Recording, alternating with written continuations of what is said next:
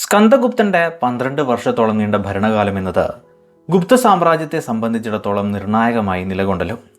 AD 467 അദ്ദേഹത്തിന്റെ മരണത്തിന് ശേഷം അധികാരത്തിലെത്തുന്നത് പുരുഗുപ്തയാണ്. സ്കന്ദഗുപ്തയുടെ സഹോദരനായിരുന്നു ഇദ്ദേഹം. ചരിത്ര നിരീക്ഷണങ്ങൾ വെച്ച് പൊതുവെ അധികാരം പിടിച്ചെടുക്കുന്നതിനായി സ്കന്ദഗുപ്തന്റെ മകനായിരുന്ന കുമാരഗുപ്തൻ രണ്ടാമനുമായി പോരാട്ടങ്ങൾ നടന്നതായി പറയുന്നുണ്ട്. സ്കന്ദഗുപ്തന്റെ ഭരണകാലത്ത് സാമ്രാജ്യത്തെ നിലനിർത്താനായി ഒട്ടനവധി പോരാട്ടങ്ങൾ നടത്തേണ്ടി വന്നതുകൊണ്ട് തന്നെ ഗുപ്ത സാമ്രാജ്യത്തിന്റെ ധനശേഖരം വലിയ തോതിൽ കുറഞ്ഞു തുടങ്ങിയിരുന്നു. അതിനോടൊപ്പം കുടുംബമേഖലയിലുണ്ടായ അധികാര പ്രശ്നങ്ങളും സാമ്രാജ്യത്തിന്റെ കെട്ടുറവിനെ കൂടുതൽ ശോഷിപ്പിച്ചു. പ്രത്യേകിച്ച് മുൻകാല രാജാക്കന്മാരെ പോലെ കഴിവുള്ള ഒരാൾ ഉയർന്നു വന്നില്ല എന്നതുകൊണ്ടുകൂടി. പ്രായം കൂടിയ അവസ്ഥയിൽ അധികാരത്തിലെത്തുന്ന പുരുഗുപ്തയ്ക്കും പ്രത്യേകിച്ച് കൂടുതലായി ഒന്നും ചെയ്യാനുണ്ടായിരുന്നില്ല. സാമ്രാജ്യത്തിന്റെ തകർച്ചാ സാധ്യതകളെ തടഞ്ഞ് കൃത്യമായ നടപടികളൊക്കെ എടുക്കാനാവാതെ AD 473 തന്നെ അദ്ദേഹം മരണപ്പെടുകയുണ്ടായി. പുരുഗുപ്തയെ തുടർന്ന് അധികാരത്തിലെത്തിയത് ആരെന്നതിന് കൃത്യമായ തെളിവുകളും കുറവാണ്. പലയിടത്തും പല രീതിയിൽ രേഖപ്പെടുത്തലുകളൊക്കെ കാണാം. ഇതൊക്കെയും സാമ്രാജ്യത്തിന്റെ ശക്തി കുറഞ്ഞതിന്റെ തെളിവായും കണക്കാക്കാവുന്നതാണ്. ചില ശിലാരേഖപ്പെടുത്തലുകൾ പ്രകാരം പുരുഗുപ്തയെ പിന്തുടർന്നെത്തുന്നത് നരസിംഹഗുപ്തയാണ്. നളന്ദയിലെ ചില രേഖപ്പെടുത്തലുകളിലും ഇത് കാണാം. എങ്കിലും കൃത്യമായ തെളിവുകൾ കുറവാണ്. പേരുകൾ കൃത്യമാണോ എന്നതും സംശയമാണ്.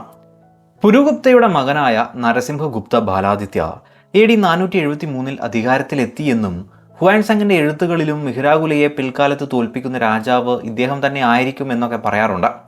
ഒരുപക്ഷെ പിതാവിന്റെ മരണസമയത്ത് ചില നീക്കങ്ങളിലൂടെ അദ്ദേഹവും അധികാരത്തിലെത്തിയതായിരിക്കാം. പിന്നീട് സ്ഥാനം നഷ്ടപ്പെടുകയും ചെയ്തിരിക്കാം. ഏതായാലും AD 474 കുമാരഗുപ്തൻ രണ്ടാമൻ അധികാരത്തിലെത്തുകയാണ്. ഇദ്ദേഹം സ്കന്ദഗുപ്തന്റെ മകനായിരുന്നു എന്ന് അനുമാനിക്കാം. സ്കന്ദഗുപ്തന്റെ മരണശേഷം അധികാരത്തിനായി പോരടിച്ച ഒട്ടനവധി ഗ്രൂപ്പുകളിലെ ഒന്നിന്റെ നായകനായും കുമാരഗുപ്തൻ രണ്ടാമനെ കണക്കാക്കാം. ഈ ഒരു കാലഘട്ടത്തിലെ ഗുപ്ത ചരിത്രമൊക്കെ ഏതാണ്ട് അപൂർണം തന്നെയാണ്. കുമാരഗുപ്തൻ രണ്ടാമൻ AD 477 വരെ അധികാരത്തിൽ ഇരുന്നു എന്നാണ് പൊതുവെ പറയുന്നത്. അങ്ങനെയെങ്കിൽ 467 മുതലുള്ള 10 വർഷങ്ങൾ ശക്തനായ അധികാര സ്ഥാനമില്ലാതെ 3-4 നായകരൊക്കെ ഉണ്ടാകുന്ന അവസ്ഥ ഗുപ്ത സാമ്രാജ്യത്തിന് നേരിടേണ്ടായി വന്നതായി പറയേണ്ടതുണ്ട്. ഇവർക്ക് ശേഷം AD 477 പുരുഗുപ്തയുടെയും റാണിയായിരുന്ന ചന്ദ്രാദേവിയുടെയും മകനായ ബുദ്ധഗുപ്ത അധികാരത്തിൽ വരികയുണ്ടായി.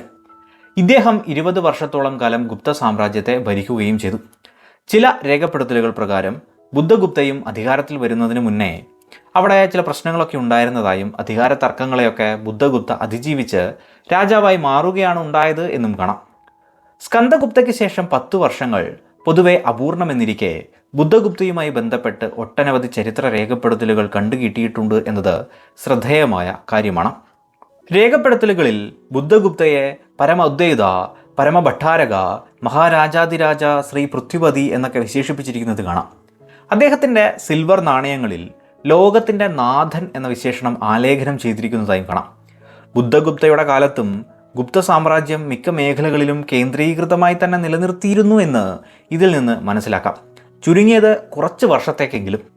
എങ്കിലും ഗുപ്ത സാമ്രാജ്യത്തിന് കീഴിൽ വരേണ്ട മാൾവ, ബംഗാൾ പോലുള്ള പ്രവിശ്യകളിലെ രേഖകൾ പ്രകാരം പിൽക്കാലത്ത് കേന്ദ്രശക്തിക്ക് കോട്ടം സംഭവിച്ചു എന്നും സാമ്രാജ്യം ഘടനാപരമായെങ്കിലും പല മേഖലകളായി വഴുതി മാറി തുടങ്ങി എന്നും കണ്ടെത്താവുന്നതാണ്. അതായത് ഗുപ്ത സാമ്രാജ്യത്തിൻ്റെ കേന്ദ്രീകൃത ശക്തിക്ക് കോട്ടം തട്ടിത്തുടങ്ങുകയും പ്രവിശ്യകളിലെ ഭരണാധികാരികൾക്ക് കേന്ദ്രശക്തിയെ ഭയമില്ലാതെ സാമ്രാജ്യത്തിനുള്ളിൽ കീഴിലെങ്കിലും സ്വതന്ത്രമായ ഒരു സ്വഭാവം സൃഷ്ടിക്കാൻ സാധിച്ചു എന്നതുമാണ് അതിനുള്ള ഏറ്റവും വലിയ തെളിവായി കണ്ടെത്താവുന്നത്. പല പ്രവിശ്യകളിലെയും ഭരണാധിപന്മാർ അവരുടെ അധികാരം കുടുംബ സ്വത്താക്കി മാറ്റി എന്നതിലൂടെയാണ്. അതിലൂടെ സേനാധിപതി, കമാൻഡർ ഒക്കെ ആയിരുന്നവർ സ്വയം മക്കളെ രാജാവ്, മഹാരാജ എന്നിങ്ങനെയൊക്കെയുള്ള വിശേഷങ്ങൾ ചേർത്ത് സ്വതന്ത്ര സ്വഭാവം കൈവരിച്ചു തുടങ്ങുകയുമാണ്. സൗരാഷ്ട്ര, ബംഗാൾ, മാൽവ എന്നിവയൊക്കെ അതിൻ്റെ ഉദാഹരണങ്ങളുമാണ്. അപ്രകാരം കടലാസിൽ ഗുപ്ത സാമ്രാജ്യം വലിയൊരു ശക്തിയായി നിലനിന്നെങ്കിൽ പോലും അതിൻ്റെ നിർണായകമായ പല പ്രദേശങ്ങളും സ്വതന്ത്ര ഭാവം പ്രകടിപ്പിച്ചു തുടങ്ങി. ബുണ്ടേൽഗഡ് മേഖലയിൽ പാണ്ഡുവംശം എന്നു പേരായ ഒരു രാജ്യമേഖല ഈ കാലഘട്ടത്തിൽ ഉയർന്നു വന്നപ്പോൾ അതിന് ചുറ്റുമുള്ള പല കൊച്ചു രാജ്യങ്ങളും അവരുടെ കൂറ് ഗുപ്ത സാമ്രാജ്യത്തിൽ നിന്ന് മാറ്റി ഇവരിലേക്ക് ചേർത്തതായും കാണാം. ഇവയൊക്കെ ഗുപ്ത സാമ്രാജ്യത്തിൻ്റെ ശക്തി കുറയുന്നതിൻ്റെ ഏറ്റവും വലിയ ലക്ഷണങ്ങൾ കൂടിയാണല്ലോ. അതുപോലെ ബുദ്ധഗുപ്തൻ്റെ ഭരണകാലയളവിൽ തന്നെ ഉണ്ടായിട്ടുള്ള 2 ഇൻസ്ക്രിപ്ഷൻ പ്രകാരം ജയപുര കേന്ദ്രമാക്കിയുള്ള മഹാരാജ ലക്ഷ്മണ, നർമ്മദ മേഖലയിലെ മഹാരാജ സുബാന്തു എന്നിവരൊക്കെ ബുദ്ധഗുപ്തനെ പറ്റി വിശേഷിപ്പിക്കുക പോലും ചെയ്യാതെ ചില കാര്യങ്ങളൊക്കെ നടത്തിയതായി കാണാവുന്നതാണ്. അങ്ങനെയെങ്കിൽ ബുദ്ധഗുപ്തൻ്റെ കാലത്ത് തന്നെ ഗുപ്ത സാമ്രാജ്യത്തിൻ്റെ സമുദ്രങ്ങളാകുന്ന അതിർത്തികൾ ശോഷിച്ചു തുടങ്ങി എന്ന് അനുമാനിക്കാം. ആഭ്യന്തരമായും അല്ലാതെയും സ്കന്ദഗുപ്തൻ്റെ കാലത്ത് തുടങ്ങിയ പ്രശ്നങ്ങൾ ചക്രവർത്തിമാരുടെ കഴിവുകേട് കൂടി പ്രകടമായതോടെ സഖ്യരാജ്യങ്ങൾ സ്വതന്ത്രഭാവം കാണിച്ചു തുടങ്ങി എന്ന് മാത്രം. ഒരു കാലത്ത് വിശ്വസ്ത ശക്തിയായിരുന്നല്ലോ വാകാടകർ എന്നത്. അവർ നരേന്ദ്രസേന രാജാവിൻ്റെ ഭരണകാലത്ത് ചില മേഖലകളിൽ സ്വതന്ത്ര ഭരണം ഏർപ്പെടുത്തുക പോലുമുണ്ടായി. അതുപോലെ സ്കന്ദഗുപ്തൻ്റെ കാലത്ത് തടഞ്ഞു നിർത്തിയിട്ടുള്ള ഹൂണരുടെ ആക്രമണം ബുദ്ധഗുപ്തൻ്റെ കാലത്ത് വീണ്ടും പ്രകടമായി തുടങ്ങി. കൃത്യമായ ഡേറ്റ് ഒന്നും വ്യക്തമല്ലെങ്കിലും അതിരുകളിൽ ഹൂണർ വീണ്ടും ഒരു ശക്തിയായി എത്തിത്തുടങ്ങി. അതിനെ തടയാനുള്ള നീക്കങ്ങളും സ്വാഭാവികമായി സൈന്യത്തിന് എടുക്കേണ്ടി വരും. അപ്രകാരം നിലവിൽ തന്നെ പരുങ്ങലിലായിട്ടുള്ള ഗുപ്ത സാമ്രാജ്യത്തിന് കൂടുതൽ സാമ്പത്തിക പ്രയാസവും അതുവഴി ആ സാമ്രാജ്യത്തിൻ്റെ കെട്ടുറപ്പിൻ്റെ തളർച്ചയുമൊക്കെ വന്നു തുടങ്ങി. എങ്കിലും ബുദ്ധഗുപ്തൻ്റെ കാലത്ത് സാമ്രാജ്യത്തിൻ്റെ അതിരുകൾ വലിയ രീതിയിൽ ക്ഷയിച്ചിട്ടില്ല എന്ന് പറയേണ്ടതുണ്ട്. അങ്ങനെയെങ്കിൽ ഒരു പരിധിവരെ ആ വലിയ ഗുപ്ത സാമ്രാജ്യത്തിൻ്റെ അവസാന ചക്രവർത്തിയായി നിലകൊണ്ടതും ബുദ്ധഗുപ്തൻ തന്നെ. ചുരുക്കിയാൽ ഏറ്റവും നിർണായകമായ ഒരു സമയത്ത് ബുദ്ധഗുപ്തൻ ഗുപ്ത സാമ്രാജ്യത്തിൻ്റെ ചക്രവർത്തിയായി നിലകൊണ്ടു. എങ്കിലും ദുർഘടമായ ഒരു അവസ്ഥയിൽ ആ സാമ്രാജ്യത്തെ സംരക്ഷിക്കാനോ ഒരു ശക്തിയായി നിലനിർത്താനോ ഉള്ള ശേഷി അദ്ദേഹത്തിന് ഉണ്ടായിരുന്നില്ല. അദ്ദേഹത്തിൻ്റെ കാലത്തിന് ശേഷം അത് കൃത്യമായി പ്രകടമായി എന്ന് മാത്രം. ബുദ്ധഗുപ്തൻ്റെ ഭരണകാലമായി പൊതുവേ പറയുന്നത് AD 477 മുതൽ AD 498 വരെയൊക്കെയാണ്.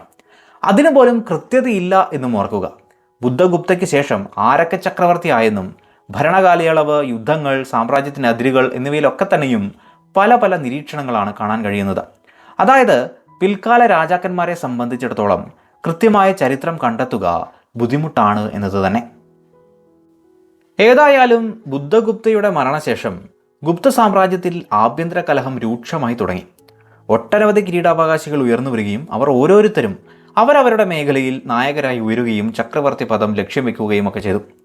ഈ കാലത്തെ ഹൂണരുടെ ആക്രമണങ്ങൾ സ്ഥിതിഗതികൾ വഷളാക്കുകയും ചെയ്തു. അതുകൊണ്ട് തന്നെ പല നിരീക്ഷണങ്ങളിൽ നിന്ന് പല പേരുകളിലേക്ക് ചരിത്രകാരന്മാർക്ക് എത്തിച്ചേരേണ്ടതായും വരികയാണ്. AD 497 മുതൽ ഏതാണ്ട് 500 AD വരെ ഗുപ്ത സാമ്രാജ്യത്തിൻ്റെ നായകസ്ഥാനവുമായി ബന്ധപ്പെട്ട ചരിത്രം ഏതാണ്ട് അപൂർണം തന്നെയാണ്. ഗുപ്ത സാമ്രാജ്യത്തിലെ പ്രവിശ്യ നായകന്മാർ ഈ കാലത്ത് സ്വയം രാജാതിരാജ ഒക്കെയായി പ്രഖ്യാപിച്ചതുകൊണ്ട് തന്നെ ഇത് സത്യത്തിൽ കോംപ്ലക്സ് ആയിട്ടുള്ള ഒരു ചരിത്രവുമാണ്. എങ്കിലും കൂടുതലായി പറയുന്ന ചരിത്രമാണ് ഇവിടെ പറയുന്നത്. ബുദ്ധഗുപ്തയ്ക്ക് ശേഷം അധികാരത്തിലെത്തുന്നത് നരസിംഹഗുപ്തയാണ്. കൃത്യമായ ഒരു ഭരണം നടത്തുന്ന പേരായതുകൊണ്ട് തന്നെ ഇത് പറയേണ്ടതുണ്ട്. പക്ഷേ ഈ സമയം സാമ്രാജ്യത്തിൻ്റെ കിഴക്കൻ മേഖലകളിൽ വൈന്യഗുപ്തയും പടിഞ്ഞാറ് ഭാനുഗുപ്തയും സ്വാതന്ത്ര്യം പ്രഖ്യാപിക്കുന്നുണ്ട്. വൈന്യഗുപ്തയും ഭാനുഗുപ്തയും അവരവരുടെ മേഖലകളിൽ നായകനായി മാറിയതിന് ശേഷമാണ് നരസിംഹഗുപ്ത അധികാരത്തിലെത്തിയത് എന്നും നിരീക്ഷണങ്ങളുണ്ട്. അങ്ങനെയെങ്കിൽ അവിടെ പോരാട്ടങ്ങളൊക്കെ നടന്നതായും പറയാം. അതിലൂടെ സാമ്രാജ്യത്തിൻ്റെ കേന്ദ്രീകൃത ശക്തി തന്നെ തകർന്നതായും അനുമാനിക്കാം. AD 500 ശേഷമുള്ള ഗുപ്തകാലത്തെക്കുറിച്ച് തെളിവുകൾ ഏതായാലും അപൂർണമാണ്. എങ്കിലും ഹൂണ രാജാവായിട്ടുള്ള തോരമനയ്ക്കെതിരെ ഭാനുഗുപ്തയ്ക്ക് പോരടിക്കേണ്ടി വന്നിട്ടുണ്ട് എന്ന് ചരിത്രത്തിൽ കാണാം. അതുപോലെ തോരമനയുടെ മകനായ മിഹിരാകുല മഗധ മേഖലകൾ വരെയും ആക്രമിച്ചതായും രാജാവായ നരസിംഹഗുപ്തയ്ക്ക് കപ്പം നൽകേണ്ടി വരുന്ന ദയനീയ അവസ്ഥയും വന്നു ചേർന്നിരുന്നു. ഹൂണരുടെ അധിനിവേശം ഗുപ്ത സാമ്രാജ്യത്തിനെ തകർക്കുന്നതിൽ നിർണായക പങ്കുവഹിച്ചു എന്ന് പറയാറുണ്ടല്ലോ. ഈ സമയം മാൽവ മേഖലയിൽ ഹൂണരുടെ ഭീഷണിയൊക്കെ സൃഷ്ടിക്കപ്പെടുന്നുണ്ട്. ഗുപ്ത സാമ്രാജ്യത്തിൻ്റെ ശക്തി ക്ഷയിച്ചിരിക്കുന്നത് കൊണ്ട് തന്നെ ഈ സമയം അവിടെ യശോധർമ്മൻ ഒരു ശക്തിയായി ഉയരുകയും ഒരു സ്വതന്ത്ര ഭരണമേഖല സൃഷ്ടിച്ചെടുക്കുകയും ചെയ്തു. യശോധർമ്മൻ്റെ ജീവിതവുമായോ ഭരണമേഖലകളുമായോ ബന്ധപ്പെട്ട് വലിയ രേഖപ്പെടുത്തലുകളൊന്നും തന്നെയില്ല. എങ്കിലും ഗുപ്ത സാമ്രാജ്യം തകരുന്ന സന്ദർഭത്തിൽ ആ മേഖലയിലെ പ്രാദേശിക നേതാവൊക്കെ ആയിട്ടുള്ള അദ്ദേഹം ഉയരുകയും ഒരു ശക്തിയായി മാറി തൻ്റേതായ ഒരു സാമ്രാജ്യം തന്നെ സൃഷ്ടിച്ച് അപകടമായി നിന്നിരുന്ന ഹൂണരുടെ മിഹിരാകുലയെ തോൽപ്പിക്കുകയും ഒക്കെ ഉണ്ടായതായാണ് ചരിത്രം പറയുന്നത്. വലിയൊരു മേഖല തന്നെ അദ്ദേഹം ഭരിച്ചതായും നിരീക്ഷിക്കാം. ഏതായാലും യശോധർമ്മൻ്റെ മുന്നേറ്റവും വിജയവുമൊക്കെ ഗുപ്ത സാമ്രാജ്യത്തിലെ മറ്റ് മേഖലകളിലെ ഗവർണർമാർക്കും സ്വതന്ത്രമായ ഒരു പാത പിന്തുടരുന്നതിന് ചിന്തകൾ നൽകി. ഈ കാലത്തൊക്കെ നരസിംഹഗുപ്തയാണല്ലോ യഥാർത്ഥ ഗുപ്ത ചക്രവർത്തി. മിഹിരാകുലയുടെ കയ്യിൽ നിന്ന് തോൽവിയും അദ്ദേഹത്തിന് നേരിടേണ്ടതായി വന്നിട്ടുണ്ട്. എന്നാൽ പിന്നീട് നരസിംഹഗുപ്ത കൂടുതൽ ശക്തനാവുകയും പല പ്രാദേശിക ശക്തികളെയും ഒക്കെ ചേർത്തുകൊണ്ട് ഇതേ മിഹിരാകുലയെ തന്നെ തോൽപ്പിക്കുകയും ചെയ്തിട്ടുണ്ട്. അപ്രകാരം സാംസ്കാരികപരമായി പൊതുവെ ബാർബേറിയൻ കാറ്റഗറിയിലൊക്കെ പെടുത്താറുള്ള ഹൂണരുടെ ഇന്ത്യൻ മുന്നേറ്റങ്ങളെ തകരുന്ന അവസ്ഥയിലും വീണ്ടും ഗുപ്ത സാമ്രാജ്യം തന്നെ തകർത്തു എന്ന് പറയാം. ഗുപ്ത സാമ്രാജ്യത്തെ സംബന്ധിച്ചിടത്തോളം അവസാനത്തെ നിർണായക സംഭവമായി കൂടി ഈ ഒരു യുദ്ധത്തെ കണക്കാക്കാം. ഇതേ നരസിംഹ ബാലാദിത്യ തന്നെ ആവണം നളന്ദയിൽ മൊണാസ്ട്രി ഒക്കെ ആരംഭിച്ചതും. നരസിംഹഗുപ്ത AD 530 വരെയാണ് ഭരിച്ചത് എന്ന് പറയുന്നു. ഏതായാലും ഇദ്ദേഹത്തിൻ്റെ കാലത്ത് തന്നെ ഗുപ്ത സാമ്രാജ്യം വലിയ തോതിൽ ചുരുങ്ങിയിരിക്കണം.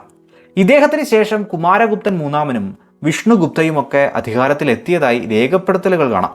പക്ഷേ പഴയ വലിയ സാമ്രാജ്യമൊന്നും ആ കാലത്ത് ഇവർക്കുണ്ടായിരുന്നില്ല എന്നോർക്കുക. ഇവർക്ക് ശേഷം കൃത്യമായ ഗുപ്ത ഭരണാധികാരികളുടെ ചരിത്രവും ലഭ്യമല്ല. അപ്രകാരം AD 570 മഹത്തായ ഗുപ്ത സാമ്രാജ്യം എന്ന പേര് ചരിത്രത്തിൽ നിന്ന് ഇല്ലാതായി എന്ന് കാണാം.